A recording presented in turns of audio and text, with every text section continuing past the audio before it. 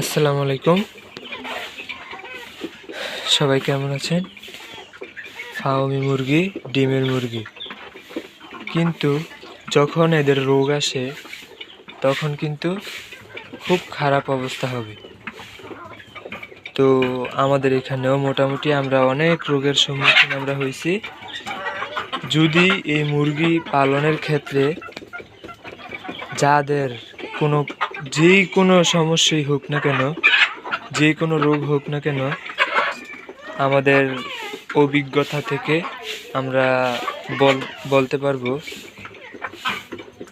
ইনশাল্লাহ যে কোনো রোগের ওষুধ আমাদের কাছ থেকে যদি জানতে চান যে আমাদের এই রোগটা হয়েছে, আমরা ইনশাল্লাহ আপনাদেরকে ওষুধগুলোর নাম জানানোর চেষ্টা করব। আর এই ওষুধগুলা নিয়মিত খাওয়াবেন, খাওয়ালে আল্লাহ তাআলা যদি চান অবশ্যই সুস্থ করে দেবেন। তো আমাদের এই যে এই বড় রাতাটাকে দেখতে পাচ্ছেন, এই যে বড় রাতা, সে একবার সবগুলা মুরগির সাথেই সে একবার অসুস্থ ছিল, সবগুলার থেকে বেশি অসুস্থ সে ছিল। আর আমাদের এখানে আমাদের রাতাদের মধ্যে সে কিন্তু 5টা মুরগি ছাড়া, 5টা মুরগি বাদ দিয়ে সবগুলা ফার্মি মুরগির বাবা সে আমাদের এখানে তো কমই ফার্মি মুরগি আছে। আমাদের এখানে প্রায় আমরা 50টি থেকে 60টি ফার্মি মুরগা ছিল আমাদের এখানে। সবগুলা এই মুরগি থেকে আমরা করেছি আমাদের ইনকিউবেটরের মাধ্যমে।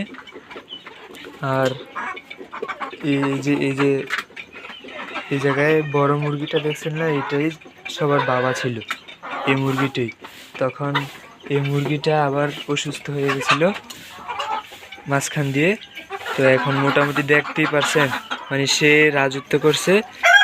তো আমাদের ওষুধগুলা, আমরা যে ওষুধগুলা খাওয়াই, যে ওষুধগুলা করি, অনেক ভালো ওষুধ। যে রোগের যে ওষুধ লাগে সেই ওষুধই আমরা দিতে পারি, কনফার্ম করে অনেক ভালো কাজ করে। তো যাদের এই রোগের সম্মুখীন যারা হবেন তারা অবশ্যই আমাদেরকে জানাবেন, আমরা চেষ্টা করব আপনাদেরকে পরামর্শ দেওয়ার। তো ধন্যবাদ, আমাদের সাথেই থাকবেন। আসসালামু আলাইকুম।